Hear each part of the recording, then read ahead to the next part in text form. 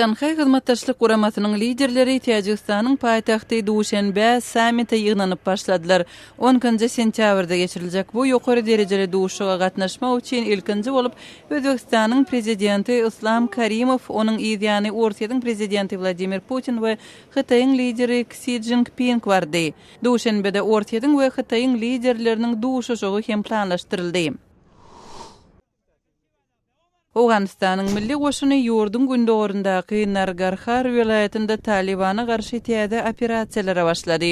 Welaýat ýygy-ýygydan Talibanyň hüjümlerine duçar bolýar. 2-nji sentýabrda bu ýerde öz janyndan geçen hüjümçi tarapyndan partlama amala asyryldy. Täze operasiýa Pakistanly Taliban söwüşçileriniň ýakynda serhetden geçenligi baradaky maglumatlaryň peýda bolmagy bilen bir wagtda başlandy.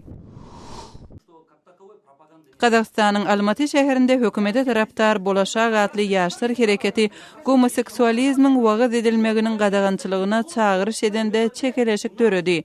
Geýleriň hukuklaryny goraýjylary ýaşlar hereketine garşy çykyş etdiler we olary seks azlyklary babatynda ortiýetde edilen hereketleri gaýtalamakda aýpladylar.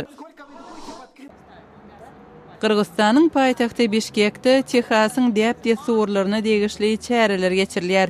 Meşhur Amerikan aşpezleri Tim Byers we Ian Beach Bişkekde aşpezlik urundan bilim alýan studentlere közde et pişirmegiň usullaryny öwredýärler. Olaryň Kırgızstana sapary Birleşen Ştatlaryň döwlet departamentiniň guramaçylygynda geçýär we diplomatik aşpezlik partnýorlygy atly programmanyň bir bölegi bolup durýar.